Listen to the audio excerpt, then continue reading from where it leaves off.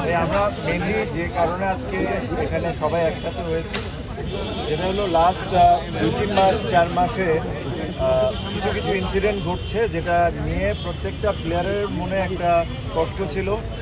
Players war extremely upset যে ধরনের behaviour অথবা যে ধরনের কাজকর্ম হচ্ছিল। আমি 2-3টা পয়েন্ট আপনাদের সাথে শেয়ার করতে পারবো।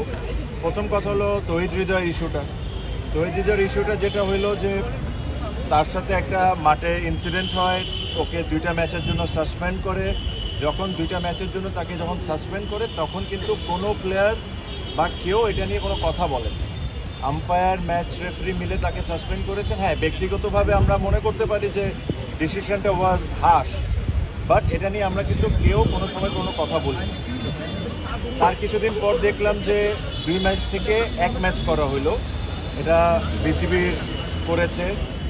তখনও আমরা কোনো ধরনের কোনো কথা বলি। তখন তৌহিদ হৃদয় একটা ম্যাচ সাসপেন্ড ছিল, না খেলে তারপরে সে 2টা ম্যাচ খেললো। সো বেসিকলি ওর যে পানিশমেন্টটা ছিল সে কিন্তু অলরেডি সার্ভ করে নিয়েছে। এখন 2টা ম্যাচ খেলার পর কালকে শুনলাম যে তাকে আবার সাসপেন্ড করছে।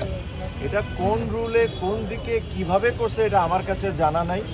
সো এই জিনিস নিয়ে আমরা খুব ওয়ারিড ছিলাম। এটা actually it was very funny. এটা কোনোভাবেই সাসপেন্ড হতে পারে না, বিকজ যে ছেলে অলরেডি সাসপেনশন হয়েছে তাকে বিসিবি অ্যালাউ করেছে খেলার জন্য 2 ম্যাচ, তাকে আবার আপনি কিভাবে সাসপেন্ড করতে পারেন?